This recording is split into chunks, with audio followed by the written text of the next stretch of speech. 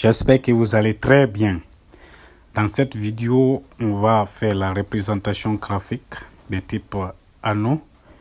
Et en fait, vous voyez ici, j'ai fait un petit tableau. Et déjà, ce que vous voyez là, c'est ce qu'on va reproduire, la même chose. Ici, nous avons notre anneau, ici qui représente un code. Ici, nous avons 0 que vous voyez ici, c'est la somme de tout ce contenu du tableau qu'on voit ici. Et ce qui est sera comme la somme là, c'est le moins ce code qui nous donne le restant. Donc, on va commencer. Et vous voyez, quand je mets ici 36, c'est 36 moins 200 qui nous donne 164. Et ici, c'est 164 que vous voyez ici et représente la barre orange que vous voyez ici. C'est-à-dire ce qui reste, le restant. Et quand je mets encore 36, on a 72.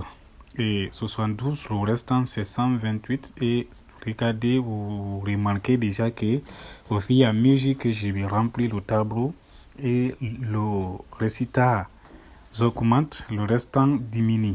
Donc ici on a 56. Et comme 56 est petit, notre barre d'orange est petit aussi. Et ici, pour reproduire pour nous, on va sélectionner les deux cellules, cellule code et restant.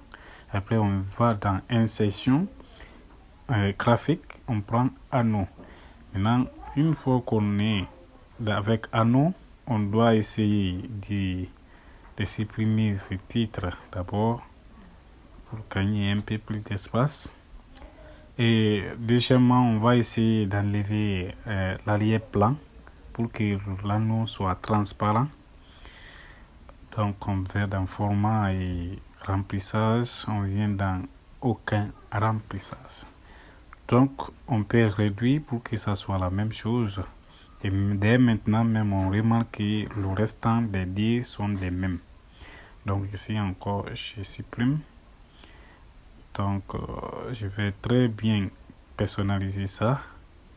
Et quand je continue à mettre, je mets 9 ici, on aura 150. Et 150, ça reste 50. Et quand on divise le cercle par 4, c'est ce qui reste, c'est ça. Et essayons de mettre, de compléter, de mettre encore 40, mettons 40, ou bien supprimons d'abord ça. On va supprimer ça, vous voyez, ça reste 86 et vous voyez que les barres là s'augmentent et ça fait des mouvements en fonction des chiffres qu'on remplit dans le tableau. Et maintenant, qu'est-ce qu'on fait? On continue à voir si ça fait des mouvements. C'est dynamique, c'est ce que je veux dire. Mettons ici 42. Bon, je m'excuse, 42. Et vous voyez, ici c'est 42. Vous voyez aussi, vous remarquez que ça varie. Et bien, quand on met maintenant les 44 qui restent, ça va rester 0. Et vous voyez ici, ça reste 0. Merci d'avoir regardé cette vidéo. J'espère que vous avez très bien compris comment créer les graphiques dynamiques. Merci. N'oubliez pas de vous abonner et d'activer la cloche de notification pour ne pas rater nos nouvelles vidéos. Merci.